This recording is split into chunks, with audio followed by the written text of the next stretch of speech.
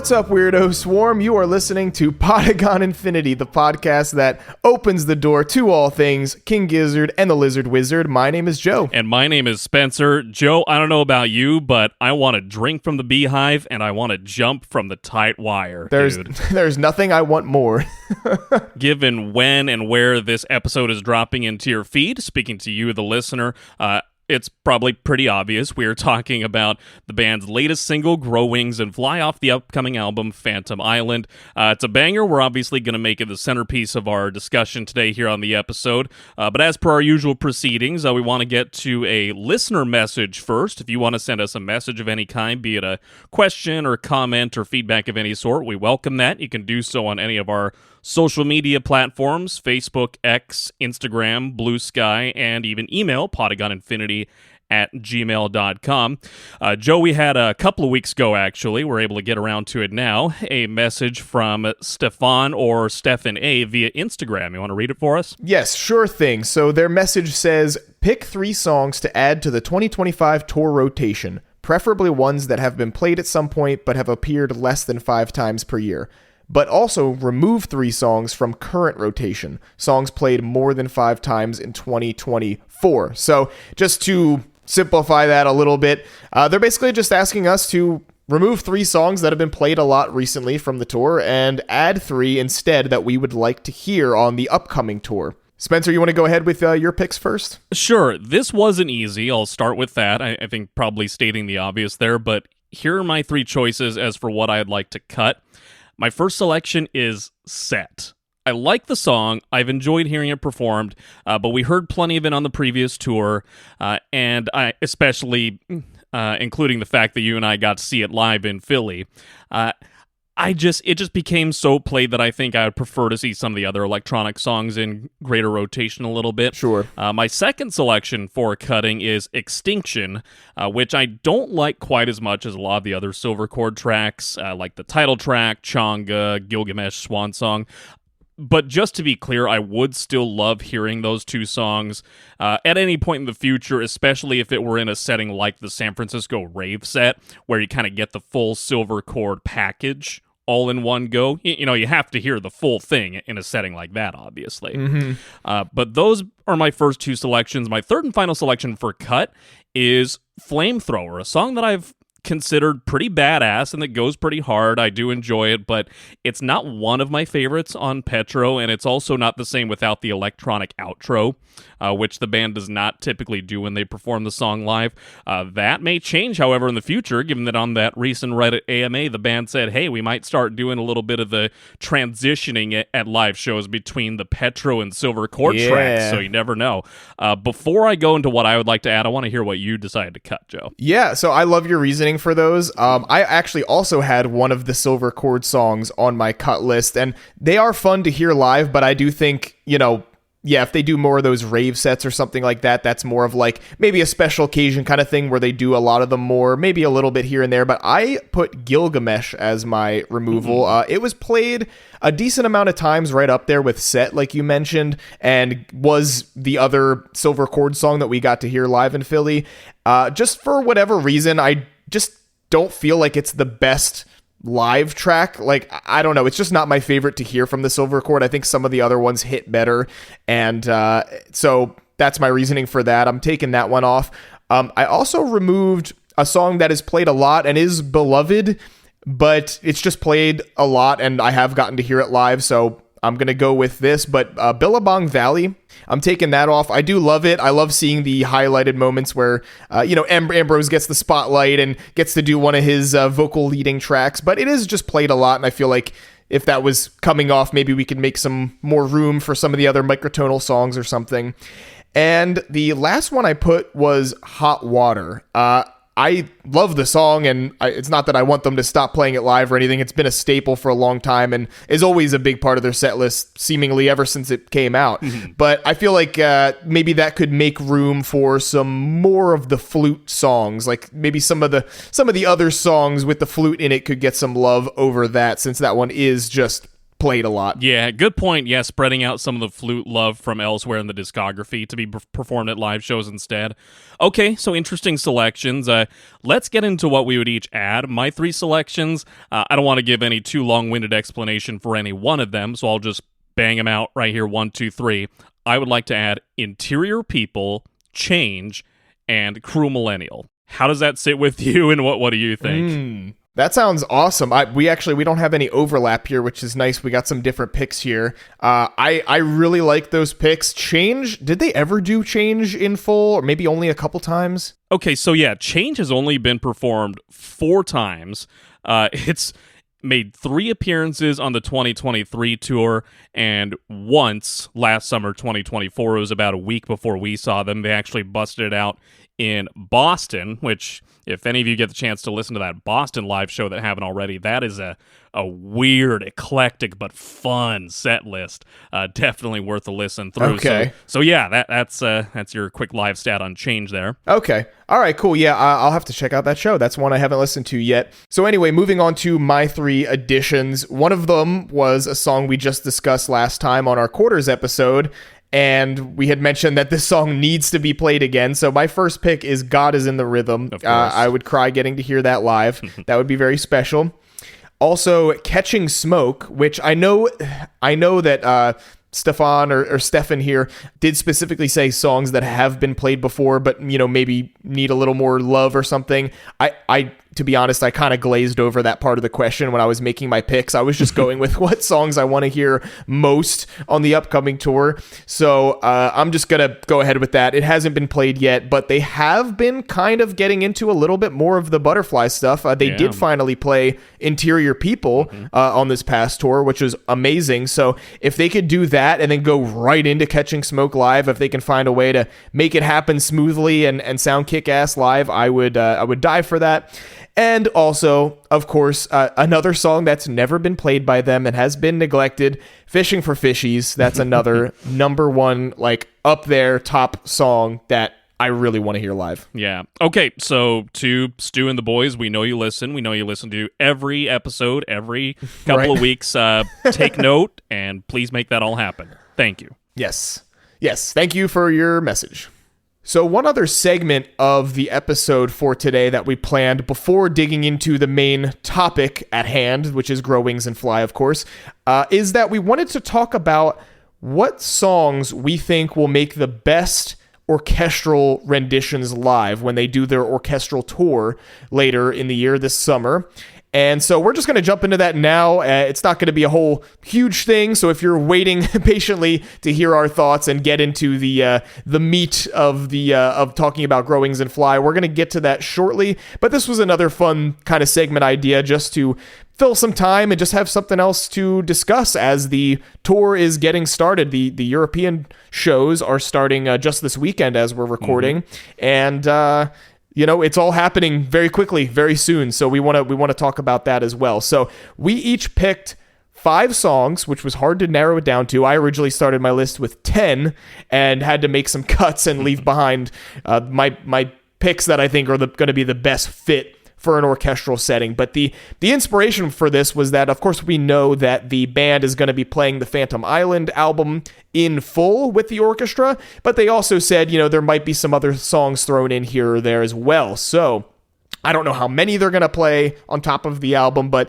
knowing that their regular shows typically run about 2 hours, and the album is going to be maybe an hour with some extra jams or something in there. I don't know when they play it live. So that leaves plenty of time for other songs to be played. So yeah, this is going to be our top 5 most orchestrally appropriate, I guess, or that we think would sound the best in that live orchestral setting. So Spencer, do you want to go ahead with what you've got first? Yeah, I'm happy to lead it off. The 5 songs that I chose for this are Float Along, Fill Your Lungs, Evil Death Roll, Interior People, Magenta Mountain, and, wait for it, Mycelium. Ooh. I tried to choose kind of a nice variety of subgenres that the band has touched on, pulled through some different eras from throughout the band's history, while still making them like popular, clamored for songs that a lot of people have not gotten the chance to hear yet.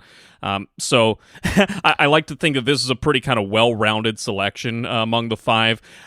Some hard ones, some soft ones, and some that could be like total mysteries as to how they would come out in an orchestral setting. Yeah, certainly. I like your picks. I like that you went with some stuff that's not heard super often. And one thing that I was thinking about was like a heavier rockin' song, like you have Evil Death Roll on your list. Like how I almost wanted to add some of the heavier stuff just because I'm trying to imagine like these kick-ass metal songs, but with an orchestra behind them. Would it make it even more intense and more epic and badass, or would it sound out of place? I don't know, but I like that you kind of went around with some different genres and style songs to add to your list there. Yeah. So what did you have? So I also tried to do a similar thing. I tried to not pick more than one song from a single album. I tried to bounce around a little bit, but my headspace with this was it doesn't matter what genre. It doesn't have to be heavy or super intense songs, but just whatever songs I think would make the most either beautiful or just like grand of a performance with an orchestra. So first off, and I already mentioned this song on the first question, the first part of this episode here that we just did, but God Is in the Rhythm is on my list. And this was actually something, if you listen to our Quarters album discussion that we just did last time on the show, I actually brought this up at one point. We were talking about the song and how it needs to be played again, and I just had the thought pop into my head, oh my God, dude, like, what if they did this with an orchestra at one of those shows? What if that's how they brought this song back? And you were immediately like, whoa, that would be insane. That would be so sick.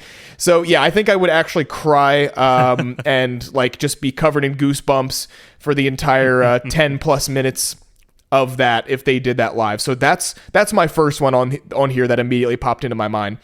But then I also went with a little bit more intense one as well. I put Crumbling Castle because I think that song is one of the best songs they've ever made, and it's intense. It has peaks and valleys, and it's very progressive, very intricate, and that would be super sick to see what they could do with that. You mentioned Float Along, Fill Your Lungs. I went with Head on Pill for my pick. So the opposite end of that album, but two great songs that could make great additions to that. And then I also have, I also had Magenta Mountain. You mentioned that one. Mm-hmm. I had that on my list as well. I think Magenta Mountain could be super pretty, super lovely with an orchestra. And then finally I had ONE on here. I wanted to go with one of the microtonal songs just for something different, but I think One Night Everywhere could be really pretty, and then when it kicks in and gets a little more rockin', I think that could add some intensity to it and make that a really epic badass performance. Okay, yeah, cool selections, Joe. I'm really glad that ultimately we only overlapped on one of our 5 selections, so cool stuff. I'm just endlessly curious as to where the set list is going to end up for that section of the orchestral shows. And as we're recording this episode, just a little over 2 months away is that Philly show where, I'm still getting over the fact that, and I probably never will get over the fact, spoiler alert, that we will get to see the very first orchestral show from the band, which is the Philly date, July 28th. So holy shit, we're looking forward to it. Can't wait. We'll see which, if any, of these selections of ours come true. Yeah, please, at least give us, one or two of these from our list. Like you said, they're always listening. They're big fans of our show, of course, so they're hearing all this. They're taking it all in. But yeah, we are very blessed to be getting that first orchestral show. And you know what? Philadelphia is sometimes a city that gets kind of lost in between New York and DC, and oftentimes there are big bands that will come through and do these nationwide tours and play in New York because they always play in New York, and then they'll hit like DC, and Philly will be forgotten in the middle, and it's like, hey, we're a big major metropolitan city, a huge populous area with a lot of fan bases of a lot of different bands and different types of music. And don't you forget, this used to be the capital of our country. Okay. Right. So show some respect, the birthplace of America. Okay. We're important over here. So yeah, I'm really glad that the band does not forget about us. They almost always come through Philly when they do these U.S. tours, and we're very, very grateful for that and very blessed to have that. So, and dude, yeah, when they first released that tour schedule with the initial drop of Phantom Island as the single and the album announcement and everything, I was blown away. I think I immediately sent that to you, or you might have reached out to me first and been like, oh my God, look, they're coming to us first. So all eyes are going to be on us when they first hit North America on that part of the tour this year. Yeah, man. So unbelievably pumped. If you, the listener, have some songs in mind that you think would make for great orchestral renditions on that chunk of the tour, reach out to us. Send us a DM on any of our social media pages, or reach out to us at podagoninfinity@gmail.com and let us know, what is your number one pick of a Gizz song you just need to hear an orchestral rendition of, whether you're going to be at one of those shows or whether you're just going to be following along on the live streams. What do you want to hear? Reach out to us with one or a couple picks of your top orchestral song requests, and we would love to read them on the next episode. All right, awesome stuff here right at the top of the show, but let's jump in now, Joe, to the meat of this episode. As we mentioned at the top, the recently released new single, Grow Wings and Fly. Well, it's love at first sight. Moonstruck on this night. Sing a swan song on the lyre and fly away one last time. Yeah. So as we're recording right now, today is Friday, May 16th, and this song just dropped this past Tuesday, May 13th. This is the third single for the upcoming Phantom Island album. I was definitely anticipating that we get at least one more before the drop of the album. I don't know if we're going to see a fourth one, but who knows? Sometimes they throw one more at us last minute right before the drop of the album, like they did with, I think it was Field of Vision was the last single, like a week or less, like the week of the release of B741. It came out like 5 days before or something. So you never know. We might be hit with one more. But yeah, this is single number 3, and Grow Wings and Fly is a song that we've known about for a little while. They actually played it a couple of times throughout the last chunk of the tour last summer of 2024. They busted this one out a few times in full, as well as just little snippets of it here and there where they'd throw in some lyrics to it during an extended jam of another song, which is precisely what they did when we saw them here at the Philly show in August. They busted out a little bit of it during the... Oh my God. There was just a loud bang of thunder. I don't know if that came up on the mic, but okay, let's hope my power doesn't go out.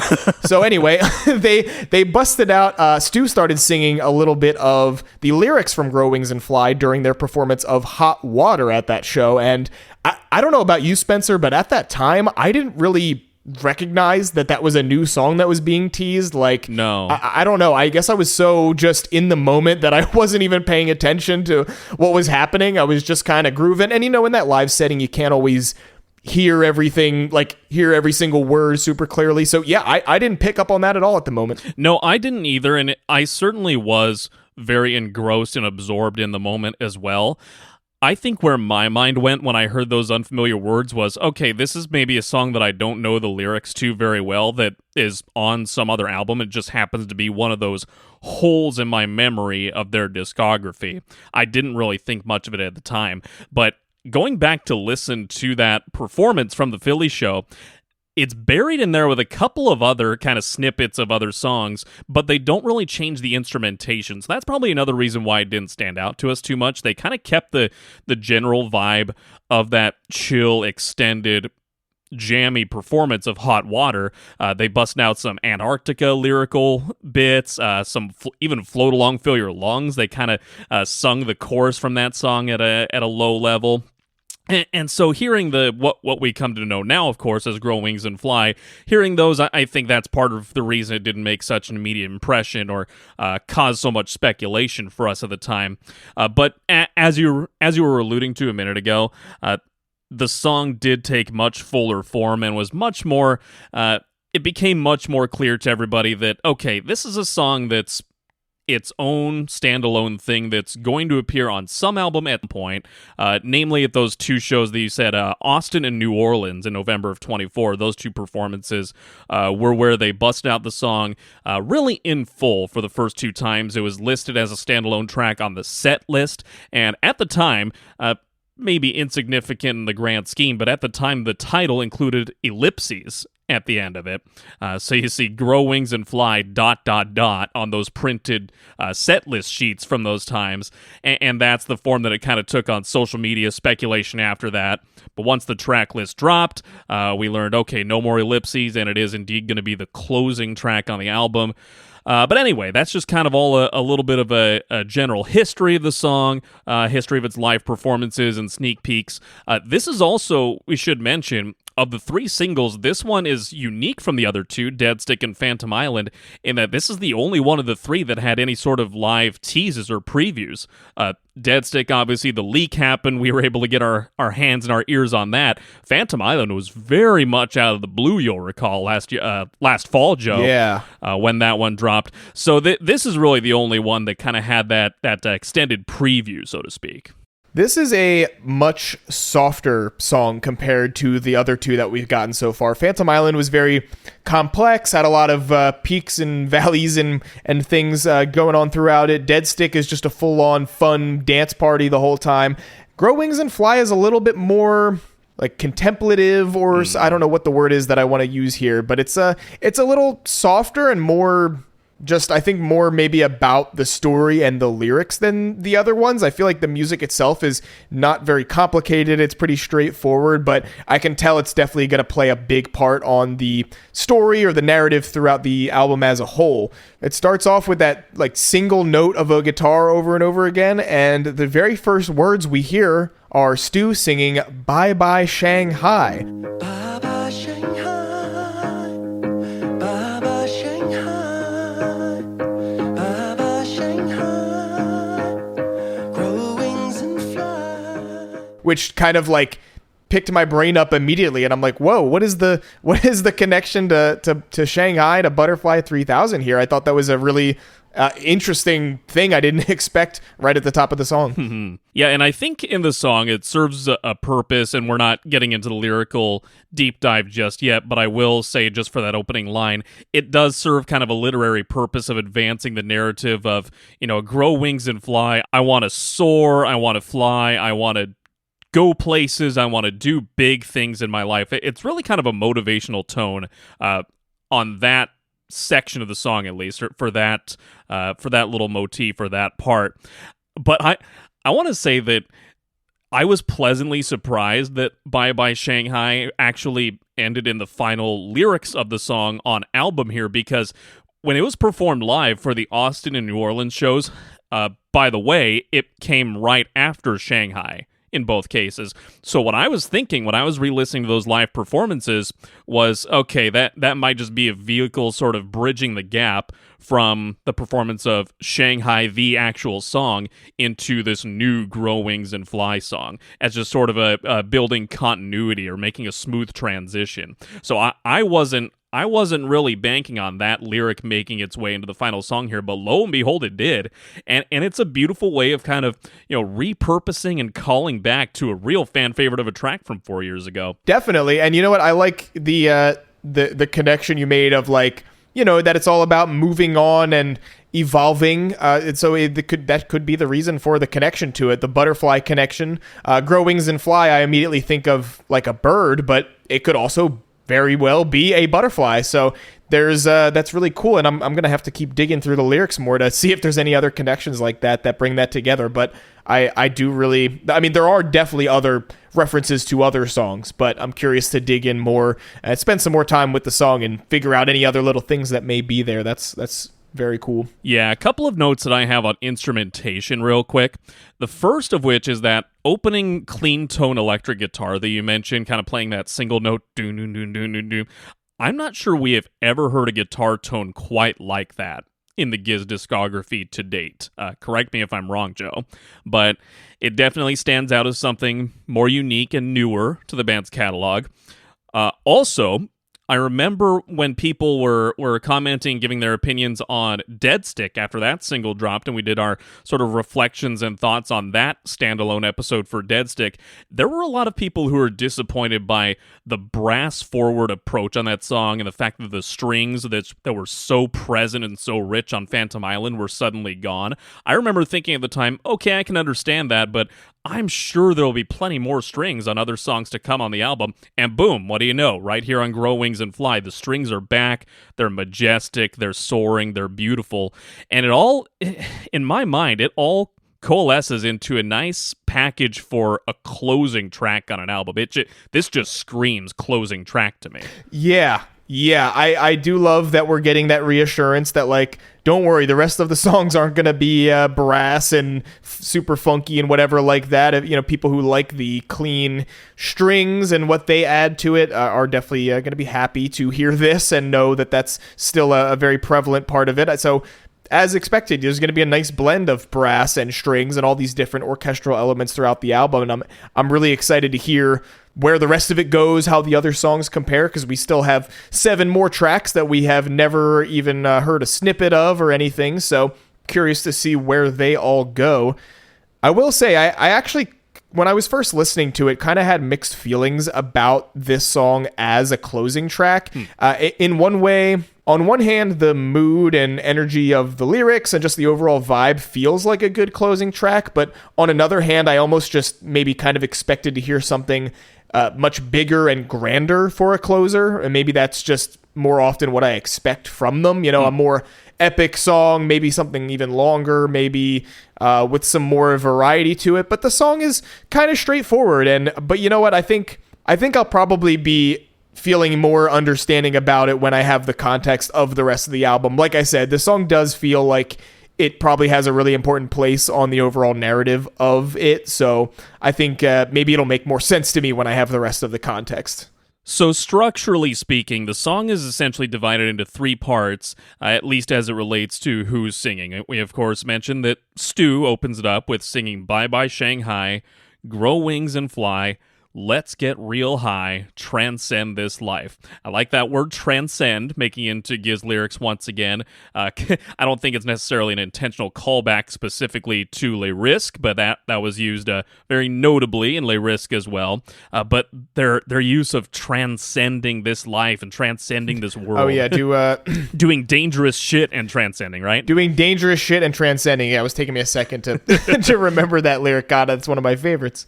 Yeah, it's so good. And then Stu goes on to sing, I want to drink from the beehive, I want to jump from the tight wire, like a moth into a fire, I'm gonna burn up on the pyre. Well, it's love at first sight, moonstruck on this night, sing a swan song, swan song, on the lyre.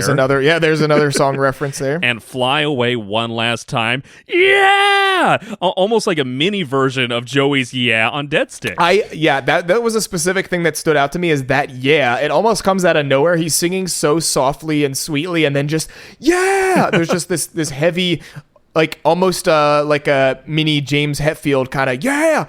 Right there at the end of that verse there. So, oh my God, that was a loud boom of thunder. Folks, it is storming like crazy outside right now, and hopefully my power doesn't go out, but if it does, there will be a cut somewhere and then a return to the episode. I'm a little concerned, but anyway. Yeah, fingers crossed for both of us, since I'm only about 25 minutes away from you. Yeah. But anyway, yeah, this first verse makes some connections to things, some references to things mentioned on B741. There's a reference to Swan Song. So there's already right off the bat some callbacks to previous songs, previous albums. It almost feels like a message of like wanting to break free, right? Like we're here at the end. We've been through so much crazy shit, and like I just want to live life and enjoy the beautiful things that life and the earth has to offer and get away from this place or this terrible thing. I don't know. I again, like I said, I won't really know for sure what it all means without having the context of the other songs that lead up to it. So, you know, of course, Phantom Island and Dead Stick are the first 2 tracks at the beginning of the album, so they don't really help us too much here other than being like maybe the setup and this being the conclusion.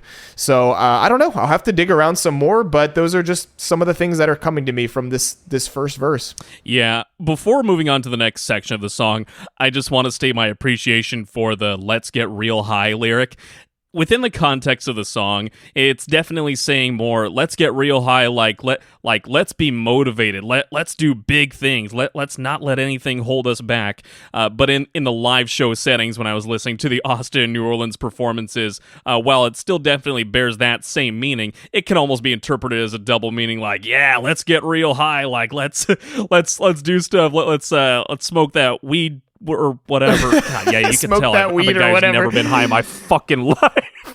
Let's do some marijuana, right? Let's do the marijuanas, boys. Let's do that reefer. but you get what you got him. Yeah, smoke them if you got them. You get what I'm trying to say, though, right? It's almost like promoting and embracing the party atmosphere. Like, yeah, let's kick back and enjoy this shit, you know? For real, yeah. I think it can be interpreted that way as well. So that's cool. I don't know really what else to say about that. Yeah, but yeah, like multiple meanings. You could take that multiple different ways there, and yeah, maybe in the live setting, that hits a little different than maybe it was intended to on the recording. So possibly as expected with how some of the other singles have been going and their response to the question on the Reddit AMA asking about, are we going to get a lot more songs and with all you guys singing, with multiple different singers and all the band members getting involved behind the mic. And, their response to that was, I think it was Ambrose that answered that one and said, there's a whole lot more of that, to come, even more than before, it was sounding like. So, So with that said, we have two more vocalists on this song, next of which is our good friend Joey Walker taking over the second verse. Joey's singing in a little bit different of a style than Stu. It's got kind of a different rhythm and pattern to it, but his voice is also very soft, very sweet. He sounds great on it.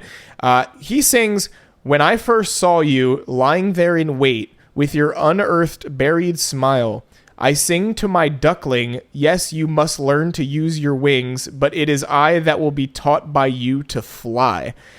Wow. Okay. What do we think of this one? Oh, man. First of all, I think it's a very powerful kind of metaphor here.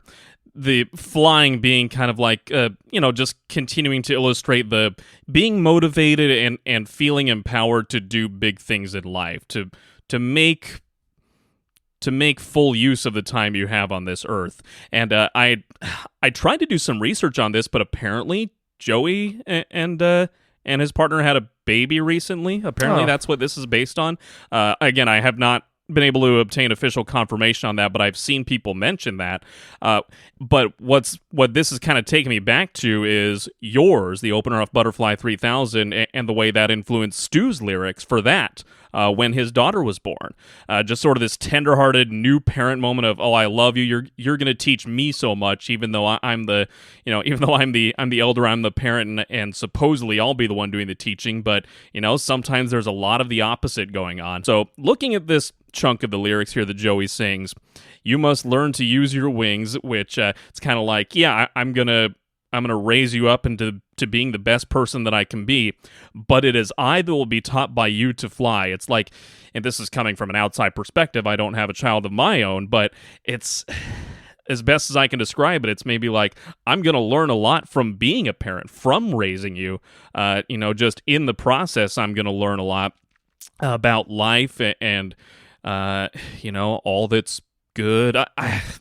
I'm struggling with my wording clearly, Yeah. but you kind of get the gist of what I'm saying. And there's also, interestingly, I don't know if this was intended, we've referred to something like this 2 or 3 times in recent episodes, another kind of slanted biblical reference of sorts here. We'll get to the music video shortly, but they're in the water as this is happening. Joey's singing to Ambrose, or Fish Bros, who we'll talk about more later on. Oh yeah, we'll get to that. This is almost like a slanted similarity to an interaction between Jesus and John the Baptist in the Bible, where Jesus comes to John, and John basically says, it's I that should be baptized by you.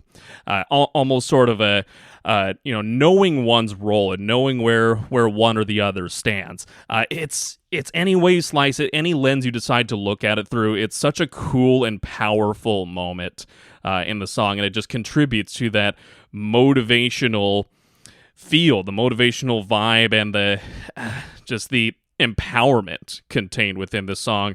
Gotta love it. Yeah, it is really sweet sounding and very beautiful, and I think you kind of hit the nail on the head. I wasn't even thinking about the, aspect of a parent speaking to their child, especially a newborn, if that is true that Joey had a kid recently. I don't know for sure, but that's really sweet, and I definitely see the connection going back to Butterfly 3000 with kind of what Stu was doing on some of those songs, like speaking to his daughter. And I think that's really sweet. And I think maybe there's a little bit of both, right? Where it's like maybe Joey is singing in that way that we're describing, like as a parent to a child, but also that it maybe has more meaning beyond that in connection with some other things. We'll only have to see with what's to come with the rest of the album. So despite the fact that Joey's part spans all of approximately a paragraph, there's a lot of punch packed into that little bit of lyrics, but we move on after that to Ambrose's verse. And that takes up the rest of the song. As far as the vocal duties go, Ambrose takes it on home. The distorted view from my misty window has a thin ray of light that's got a peaking crescendo. The moon is a clock face that's tick, tick, ticking with a crooked smile. We're all in that rat race. Together we go the extra mile. Oh, as I just heard a loud rumble of thunder overhead here at my house. Okay, it's my turn.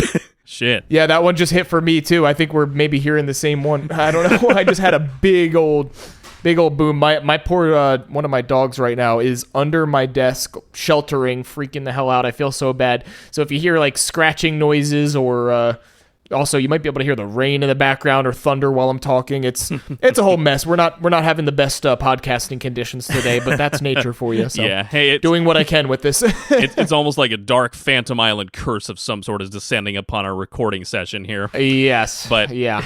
Continuing Ambrose's lyrical section, knock the surrounding buildings down. I'm calling out for help. I'm shedding my skin like a snake slithering. You gotta stop the overwhelming self-doubt. Catch me dancing in the summer rain with my tongue out. And then I believe that's followed immediately by, woo-hoo! I think I hit the wrong key there, but that's where it happens. Yeah, I love it. I that stood out to me a lot because for a change, we're not just getting a King Gizz woo, we're getting a woo-hoo, which is that is an evolution, a long overdue evolution of the woo. So I'm excited to hear that. Maybe that'll be the new thing. We're going to be hearing more woo-hoos somewhere. And boys are growing up. Yeah, they're all grown up. I want to say about Ambrose's verse, just his voice in particular, especially right at the beginning of this verse, he's singing lower than usual, like in a lower register, and he sounds different. He sounds like noticeably different than normally. We're used to his usual kind of high-pitched wailing voice, but he's really kind of muted here and toned down, and I feel like I've heard him sing a little bit like this maybe on some Murloc stuff a little more. But hearing him like this on a track is interesting, having him sing so softly. They're all singing very softly on this song. Yeah, even in the Gizz discography, we have heard a little bit of vocal variety from him, where, of course, like you were referring to, we're more used to his loud, higher-pitched, soulful belting. But this one, it is at a lower register than usual, but it's not that grave and serious tone that he adopted on The Wheel, for example, where it's just like, wow, we've never heard Ambrose like this, but it's appropriate for that song. Oh, that's a good comparison. Yeah, I didn't even think about that. This one is somewhere in the middle, and what I have in my notes here is it's heartfelt and sincere. It's not loud belting, scream singing along to in the car. It's almost like sitting close together with someone and having a heart-to-heart discussion about life. That's the way that his vocal delivery in this song struck me. Yeah, he's like really reflecting on things about life, things that he's been through and the troubles and things, but in all, it's a really positive message of like, we're all in this together. We got to do the best we can to get through life and be positive and be happy and live the life that we want to have. And, he mentions stopping the overwhelming self-doubt and then catch me dancing in the summer rain with my tongue out at the end. It's a very positive message of like, letting go, I think is maybe the best way to put it. Letting go and moving on from troubles of life, kind of like what I was saying about Stu's verse at the top. It's that's really kind of the feeling I get from it. Feels good. Okay, everybody, so as I was fearing, I just lost power for no more than a nanosecond, just enough to mess things up and shut off my computer. Fortunately, I saved a little bit ago and was able to preserve most of what we've done so far, but we were already most of the way like at the end of talking about the music video, and that's when I lost power. So now we got to move back and have some of this discussion again. So anyway, where were we? We were discussing the very end of Grow Wings and Fly in this outro here. Spencer, I believe you had a note about something with the drums, if you want to repeat that. Yeah, okay. Once again, as the previous take was lost to the ether due to the unfortunate circumstances you just mentioned, yes, there is a drum beat around the 4-minute mark that really directly recalls the transition from Yours into Shanghai from Butterfly 3000. I recognized it probably by my second time listening to this song. It's that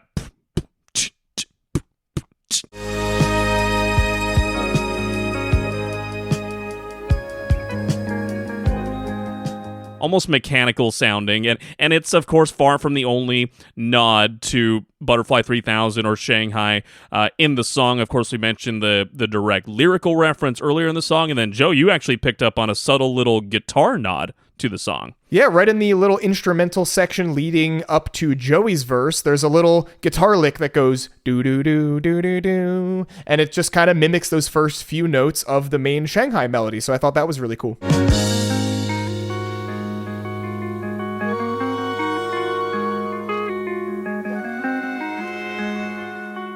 Definitely. So that's pretty much the gist of the song. It eventually sort of winds down into this chiller instrumental section for about an hour after Ambrose's couple of woohoos and yelps of joy and exuberance.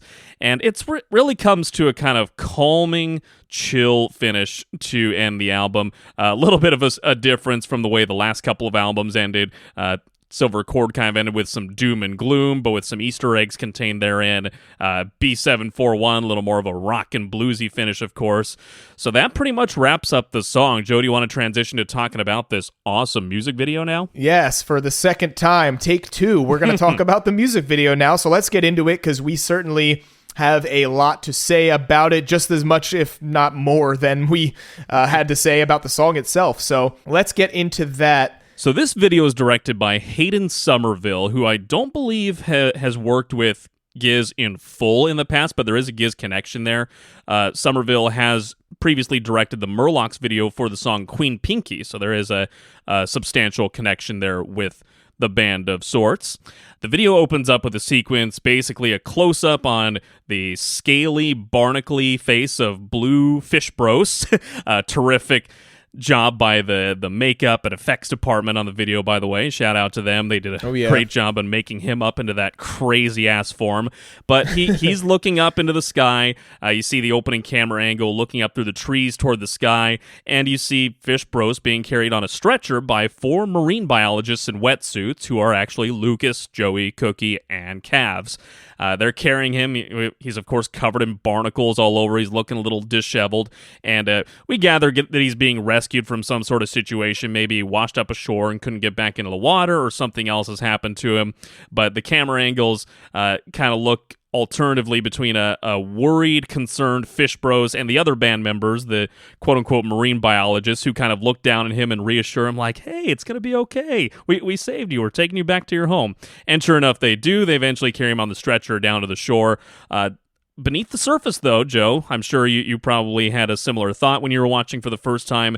5 of the 6 guys are there. Where the hell is Stu? Exactly. This is the burning question at the top of my mind, and probably at the top of everyone's mind watching this video for the first time, is you're seeing all other 5 of the band members immediately right at the top here, but no Stu, and we're going to have to come back to that a little later on to see what's going on with Stewie boy, but it certainly sucks you in and keeps you watching, wondering what is going on with our boy. Where's Stewie? I just want to say, you mentioned the way that there's sort of these looks back and forth between our fishy Ambrose and the other guys, and I love the way they just like look down lovingly at him, just like, you're gonna be okay, buddy. Especially the look on Joey's face is just priceless. That his smile down at him. Lukey and Cookie kind of get some shots where they're looking down and smiling right at him as well. So I just love that. That had me just had me laughing right at the beginning of this. I have to say also, there's even one quick shot of Cavs where he looks genuinely concerned, like, okay, yeah, we know what we're doing, but are we going to be able to save him? Like, he does such a good job kind of leaning into that acting. Yeah, he's the more concerned one of the group, where the rest of them are like confident and just like, yeah, we're going to get this little guy back to his home. Yeah. So they eventually do stretcher Fish Bros back to his ocean habitat, and we should note that as they approach and he can see the water, Fish Bros suddenly sits up on the stretcher and goes, oh my god, I can see it, it's my home. And that coincides with the happiest, most excited look on his face. And that coincides with Stu's yeah during the song. And so he eventually gets dropped into the water. The four guys are around him. You see a camera angle looking up from Ambrose's point of view, laying in the water. The four guys, Joey especially, still being the most expressive, they're looking at him like, oh, look at him. He's going to be okay. Guys, we did it. Look at him. He's so adorable. He's back in his home. Yeah, this shot from Ambrose's perspective, looking up at the other guys as they're splashing water on him, starting to revive him, and they're all smiling. And yeah, Joey's like covering his mouth like a proud parent or something, like, oh my god, he's gonna be okay, we did it, we saved him. And they all just look so happy and just pleased that they were able to get him back to the water. Joey's verse, which we mentioned, was probably one of the most powerful moments of this song, coincides and lines up in the video with what will probably become one of the most iconic music video like screen grabs in Gizz history. You get the part where Ambrose has his head kind of leaning up against Joey's chest as Joey's kind of caring for him and tenderly trying to get him back, ease him back into his habitat. And eventually, Ambrose gets seated in the water across from Joey, looking back at him. Joey sings along with his part and just has this expression all the while on his face of like a loving parent singing like a lullaby to their child. When I first met you. And this is going back to kind of a singing style that Joe used to apply a little more frequently, almost that softer borderline whispering style. We hear him belt a lot more in this day and age, but it was nice to hear him kind of go back to that gentle singing style. And of course it works so well for this moment. Yeah, this embrace he has of Fishy Ambrose is just it's so sweet, but it's so funny at the same time. Like I can't even imagine how hard it was to get through this scene while they were recording it. Like, just I would have been dying laughing if I was either one of them. Joey's like so just inches from his face, singing to him with this like very serious, like sweet loving look on his face. It's just, man, there, and then it cuts to Ambi just lightly smiling up at him. It's so precious and just so funny all at the same time. Yeah, he's smiling back up at him. He also inks right in Joey's face. You see this like squirt of black liquid. It's like, oh geez, he's like a squid. He's just inking right in Joey's face. But Joey doesn't skip a beat. No, he is not exactly. He just keeps singing. He just keeps on going like nothing happened at all. I also love how when Joey sings the line, use your wings, it cuts to Ambi kind of flapping his little fins in the water a little bit, like he's starting to gain some motion, starting to really come back to life here and show signs of recovery. And that gets even more intense with the last line, it is I that will be taught by you to fly, where he really starts flailing his arms and legs like crazy in the water and eventually is able to just swim away on his own and return to his natural habitat. And the look on his face gets even more intense with elation of just, oh my god, he's doing it. And he's fully flapping his arms and legs and then swims off back into the ocean. Yeah, so as Joey just looks on with elation and eventually ends up standing up with his arms outstretched fully to his sides like, yeah, we did it, we helped him. And, Fish Bros goes into the sea happy. He's back home again. He's good. The music video transitions now to a different scene. And we see Ambrose, not Fish Bros, but regular human Ambrose. He's ready for a little fishing excursion. He's got his pole slung over his shoulder. He's wearing the kind of working man's, outdoorsman's stuff. He's kind of looking like Al Borland from Home Improvement. And wearing a beanie, too, to complete the outdoorsman's look. But he's ready to go fishing. However, during all this time, you can tell that there's something or someone on his mind. He kind of gives a pensive look out into the distance through the trees, and he's walking with his tackle box. And then he eventually pauses near the water, pulls out a picture, and it's him with Stu. And we can presume that, Stu, for all intents and purposes of the storyline in this video, Stu is kind of an old fishing buddy of his who has maybe passed away. Something happened to him. But Ambrose kind of nods and smiles like, okay, yeah, I miss my friend, but I love him. I'll catch a big one for him. So he goes to the water, woohoo, gives his little yelp as woohoo, and then hooks a big one. Like he's got a big ass fish or a creature on the other side of his pole, and he's working. You see all these close-up shots alternating between a straining Ambrose with a fishing rod, and I believe it's Joey, showing Joey's hands on the fretboard and strumming his guitar, kind of alternating as the scene intensifies. And before you know it, it's dark. So apparently it took him all day and night for him to reel in this giant fish. But as Ambrose, after he kind of catches his breath, he's kind of sitting gasping on the shore after he finally reels it in.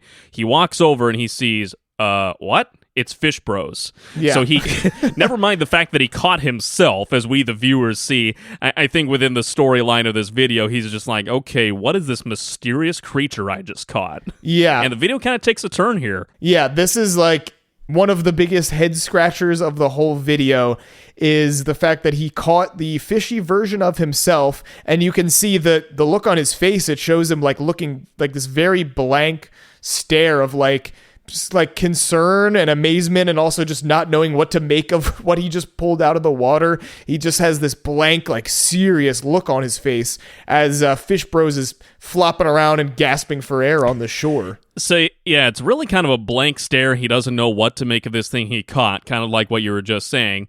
Before long, there arises a guest on the other side of the shore from where Ambrose is standing. He looks up, and it is, as many YouTube and social media commenters have described it, Force Ghost Stu. Yeah. The ghostly apparition of Stu appears across the shore, kind of standing in the water, and just smiles and waves back at Ambrose. And then we cut back to Ampy. He just has a slight smile, nods his head a little bit, and then that's it for Stu. He's like, okay, anyway, and then he looks right back down at Fishy Bros below him again, like, anyway, back to this. What the fuck is going on here?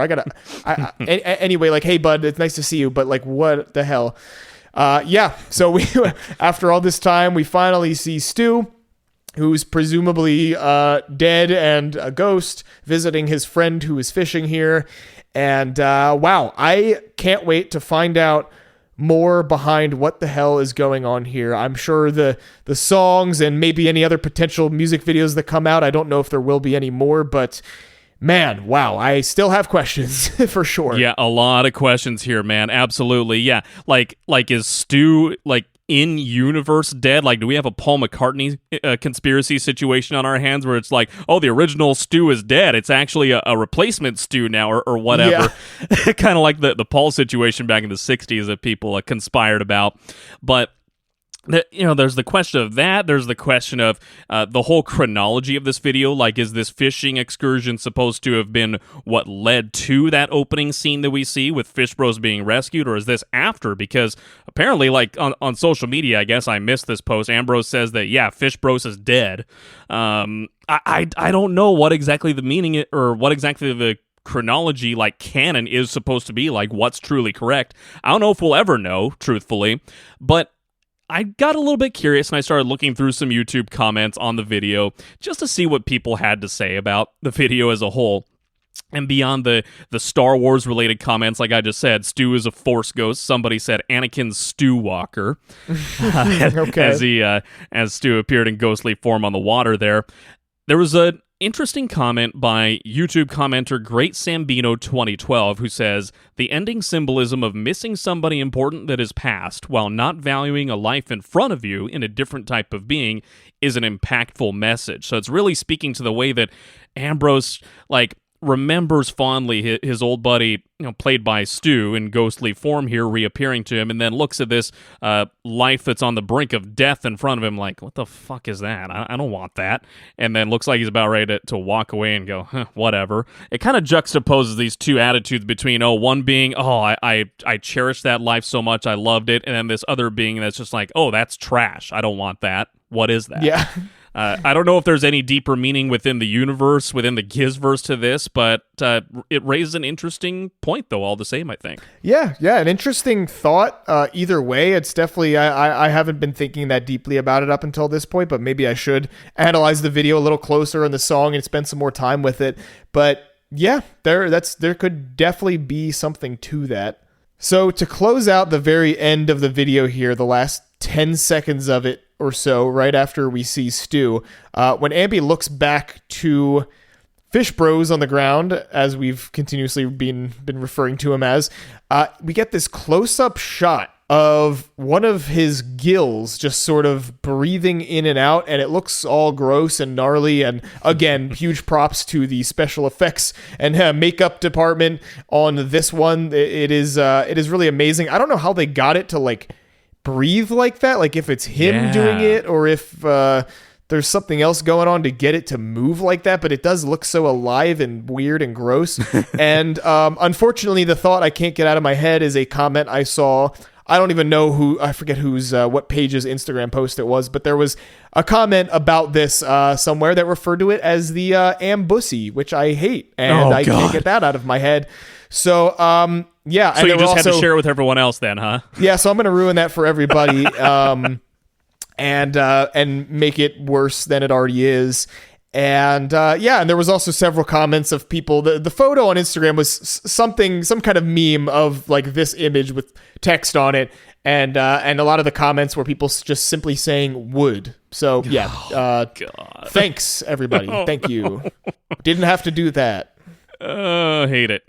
Okay, so moving right along from that, thank you again, Joe, for sharing that with us. Fucking A, man. Come on. I didn't need that in my I'm so head. sorry. We're gonna move on to giving our personal rankings for the 3 singles that have been dropped off of the album. Joe, I'll let you take it away. Of the 3 singles, strictly the songs, we're not paying attention to the videos in this case. How do the 3 songs rank for you? Man, well, it might be a little hard because with Grow Wings and Fly, we've only had it for a few days. I really need to spend more time with it. Maybe this answer will change over time after I do that. But I'm going to go from number 1 to number 3, top to bottom. I think I'm going to put Phantom Island still as my favorite so far, just because it's so big and intricate and has all these different sort of sounds and sections that it goes through that I love. And then I'm going to put Dead Stick because it's just so fun and groovy and infectious. And I'm going to put this one, Grow Wings and Fly, in last place. Again, there's definitely a bias here. I haven't gotten to spend as much time with it as I have with the others up until this point. I've really only heard the song like 2 or 3 times. So like in full, at least, other than just analyzing different little parts of it. So yeah, I need to spend more time with it. But as of right now, I'm putting this one last. So we'll see how that changes over time. What about you? Okay, yeah, I think similar to the way you evaluated things, I did kind of think over the fact that, we haven't been able to sit with this song for as long as the others. Still, though, a part of me, when I was watching the video when it first dropped, still immediately thought, I don't think I like this one as much as the other 2. I still like it, don't get me wrong. Before we go any further, I do really enjoy this song. The other 2 are currently sitting higher for me, though. However, I have the reverse order that you do for 1 and 2. I have Dead Stick as my number 1, but Phantom Island a very, very close 2. I just love the bounciness, the energy, the sing-along value of Dead Stick. Yeah. I am such a sucker for that, and I think that my Broadway show-loving wife has kind of mined into my brain a little bit. That's a song with a very kind of Broadway show feel to it, and it's just, it has this accessibility that is just undeniably infectious. So yeah, Dead Stick, Phantom Island, Grow Wings and Fly are my 3. Really curious to see, obviously, where the other 7 songs on the album go. We still have about a full 2 months to wait, though, so we'll have to sit with that as is for quite a while. Yeah, we will. I will just say I do think I still overall pick Phantom Island as just the better song, like overall, but Dead Stick is the more like I could just throw it on any time and have a good ass time listening to that song. Whereas Phantom Island, I might have to be a little more in the mood for, but I do find it to be overall the better song. But Dead Stick is more fun probably and more like easy to just throw on and have a good time with, and it puts you in a good mood. Okay, yeah, I do like that breakdown of it. Well, now at this point in the show, very similar to the way we did with the Dead Stick single, we want to know what you, the listener, had to say about this song and the video, kind of the whole package. So we put out a little call to action, you might recall, on all of our social media platforms, of course, Facebook X, Blue Sky, Instagram, even email. We didn't get any emails this time around, but we did get a nice wealth, a nice variety of viewpoints across all the platforms on the song and the video. I'm going to start with a very short comment from Blue Sky user Ollie G, who just says, "Chill banger."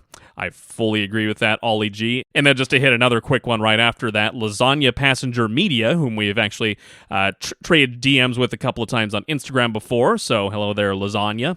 That's what I'm going to call you, on mic at least. Lasagna says, Ambrose Finney Smith. What a lovely video. So wholesome. I look forward to Han Stu Yumi's return. I love that. We've been calling him Fish Bros the whole time, but Ambrose Finney Smith is a really good one. I agree. It's lovely. It's wholesome. I think if we were to compare the two music videos we've gotten so far, I like this one better than the Dead Stick video.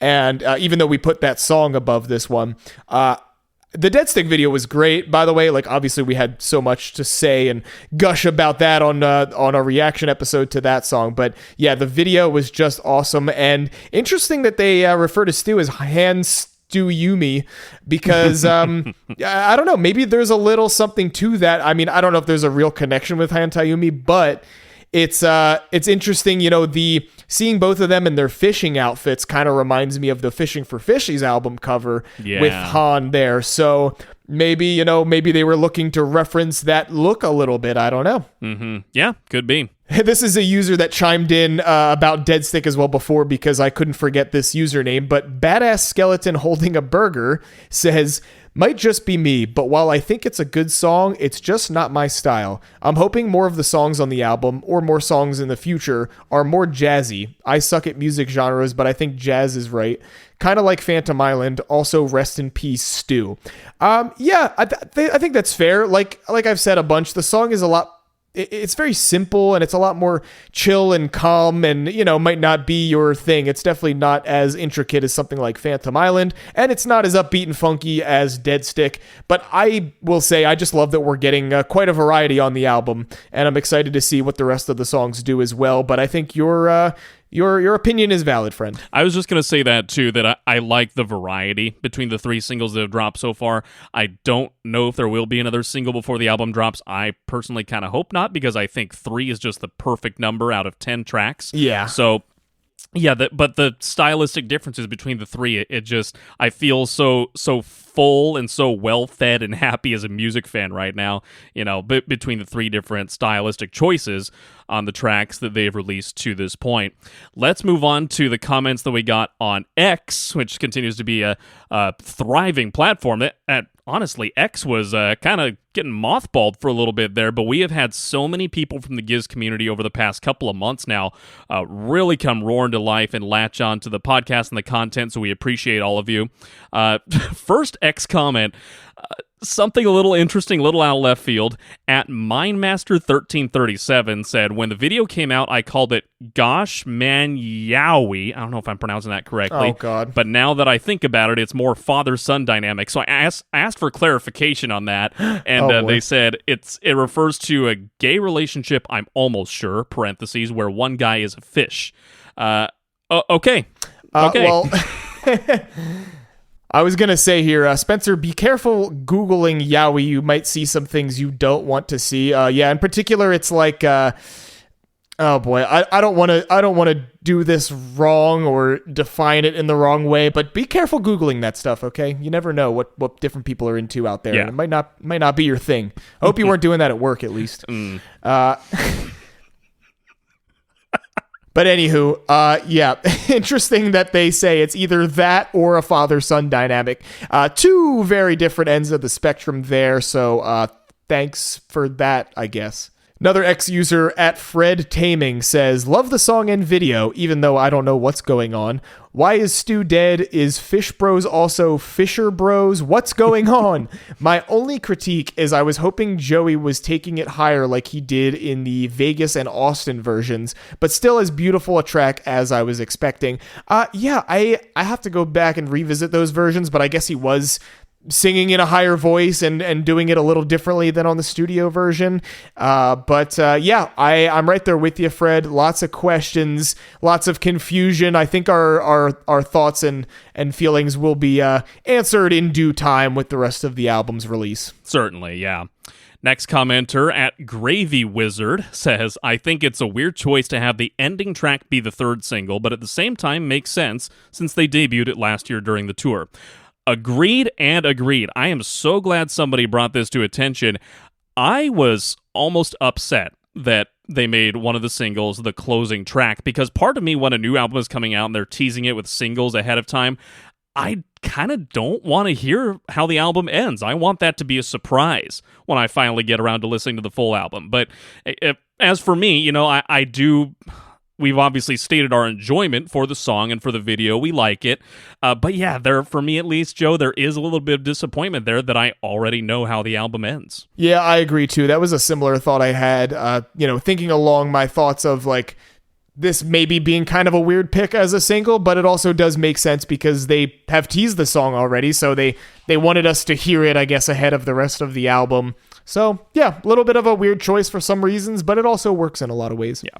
At Tommy Pasta 9 says simply Bailey's from a shoe, which is of course a reference to the character Old Greg, which was a skit from the English show The Mighty Boosh, the character being played by Noel Fielding, who interestingly enough was recently Noel Fielding is also on the Great British Bake Off, I believe. Yeah. Mm-hmm. And was recently seen on that show wearing the King Gizzard gator sweater, that really colorful sweater with the big gator on the front of it that the band sells.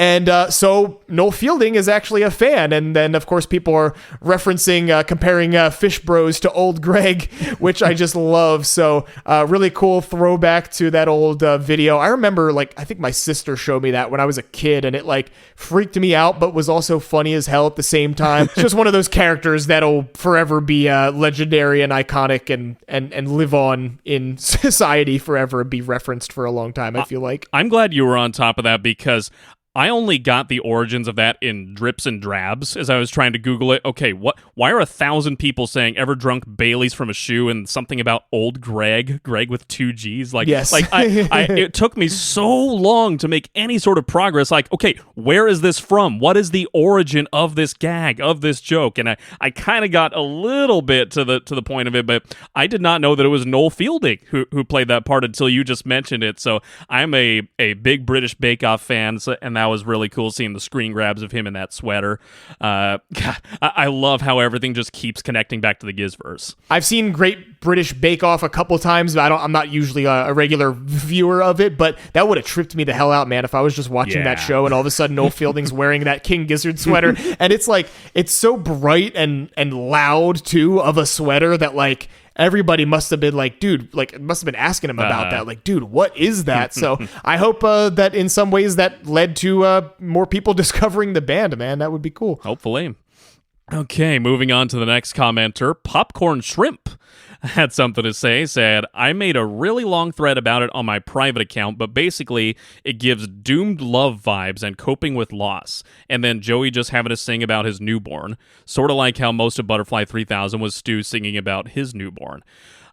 Interesting, different perspective, slightly different from some of the other comments we've read, whether here on the show or just on our own here.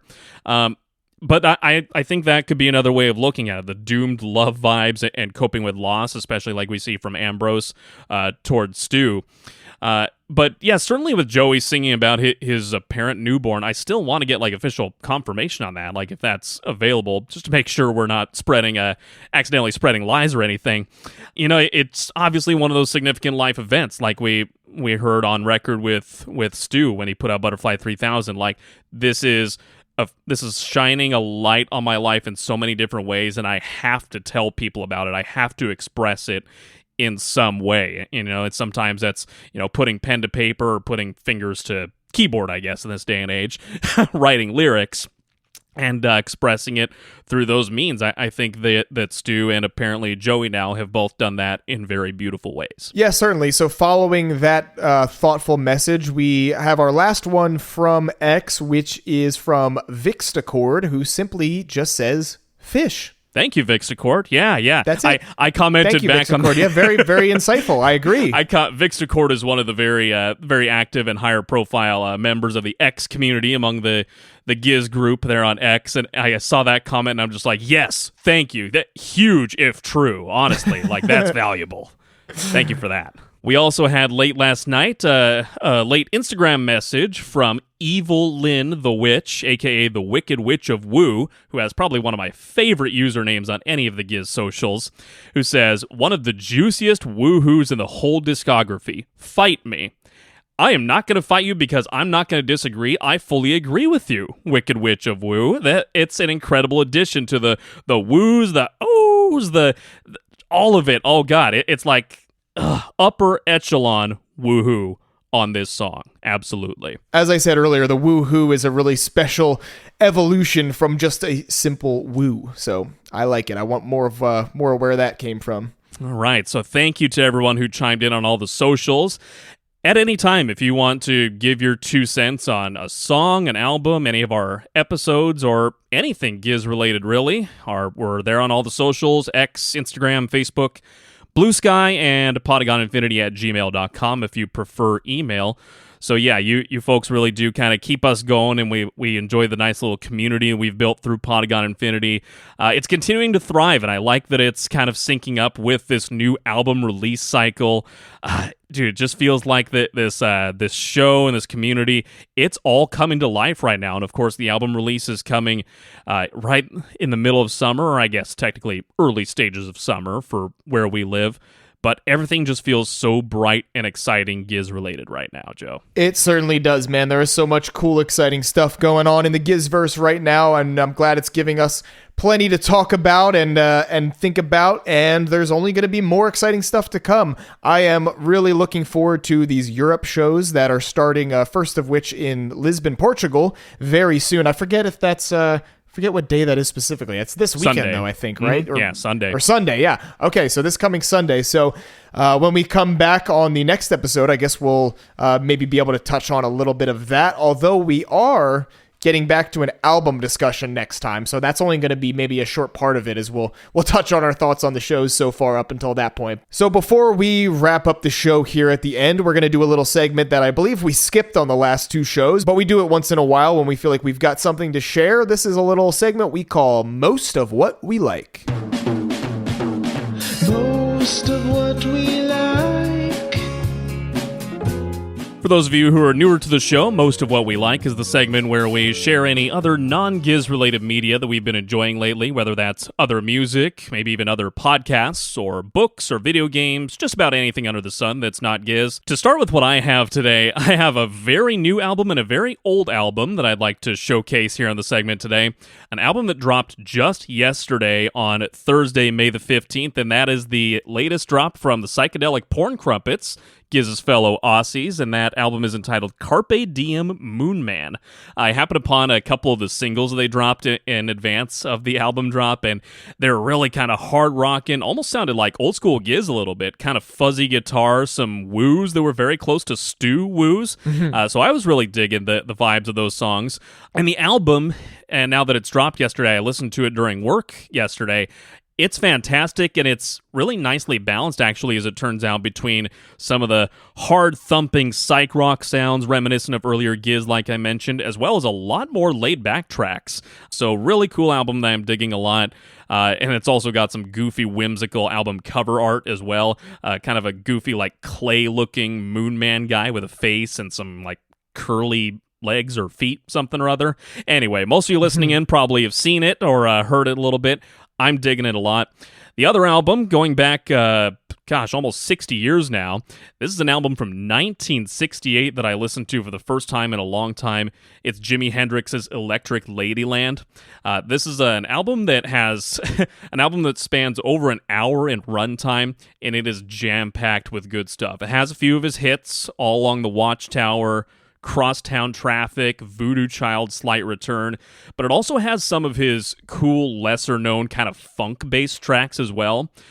One song, though, that I want to highlight in particular is pretty much right in the middle of the album. It's this beautiful, psychedelic, 13-minute-long epic called 1983, A Merman I Should Turn to Be. It has this wildly beautiful soundscape, especially if you have a good pair of headphones. It can just take you away on a journey and feel like you're getting high, even if you're actually not high. So yeah, those are the two albums, kind of from, like I said, very different points of history, one dropping just yesterday and one dropping a full 57 years ago. Joe, what do you have today? Cool stuff, and I like the merman reference there in connection with some of the themes of today's episode. Oh, that was unintentional, jeez. But nice, yeah, How about that? Nice pick there. I want to give some love to a artist and a band that I just got to see live last weekend. So I was just recently at this rock music festival that's put on by one of the local radio stations around here, and they always have a great mix of newer bands and some older bands playing there, but all within the realm of rock, and there's always some great stuff. It's a whole day of music. It's super fun.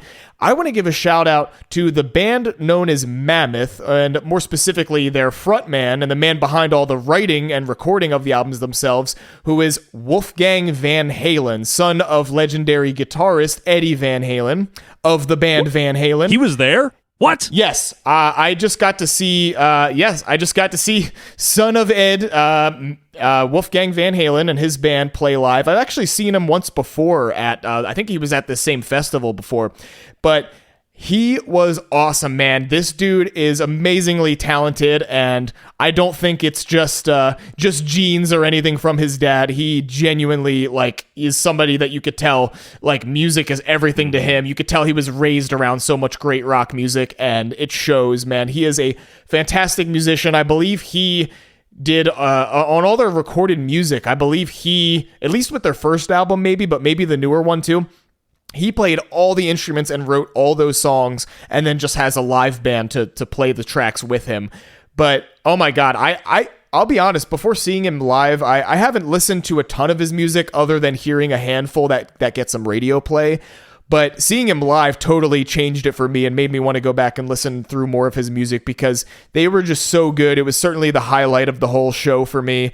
And I will shout out their most recent single, The End, is kick-ass and is full of crazy fast-paced guitar tapping, which will definitely feel a little reminiscent to Eddie Van Halen for sure. So that is his very talented son there, Wolfgang, who performs under the band simply called Mammoth. So definitely check them out if you haven't. And also on top of that, it got me wanting to just go back and listen to more Van Halen recently. So I was doing that as well, revisiting some Van Halen, especially their first album. Does not ever get old for me. I have a lot of good memories associated with hearing a lot of their music growing up, as my dad was always a huge Van Halen fan. So yeah, that's what I've been digging. Yeah, my all-time favorite band, as you know, is Van Halen, so I definitely appreciate that nod and the connection there. I wish I would have known that Mammoth was in town. I totally would have, if I'd had the time. I don't think it fit into my schedule, but I think that would have been cool to see him. I'll definitely try and take advantage of the next opportunity, but dude, I will say that that second Mammoth album in particular, I bump that one hard at the gym every now and then. That is a banger of an album. All right, I know a couple songs from it, but I'm going to have to go back and listen to, I think he has 2 full albums out and a couple singles here and there. So, yeah, I guess he's got another album on the way, because that most recent single came out just a couple weeks ago, and it is great. Like I said, it's called The End. For sure. So, Joe, with that being a wrap here on the show this episode, I'm going to give the listeners a look at what is coming down the pike next. Sure thing. So with the release of Phantom Island fast approaching, we thought, what better time than now to revisit their previous album and do a proper deep dive album discussion on Flight B741. Of course, we touched on it. We did a whole reaction episode just days after it came out back in August, but this time we're going to give it the proper full album discussion treatment, as we do with all their albums on the show here. So expect us to get in deep with B741 next time on Podagon Infinity. Yeah, we're super excited for that, giving it a more thorough examination 10 months after its release. I swear it feels like so much longer ago than just 10 months, but that's Dude, that's the way the Gizzverse kind of warps your mind as a fan, no? Yeah, dude, I can't. The timeline is crazy. It feels like it's been around forever and also just came out yesterday. So we look forward to bringing that to you next time, but until then, I'm Spencer. And I'm Joe. Later, Gators. Woo!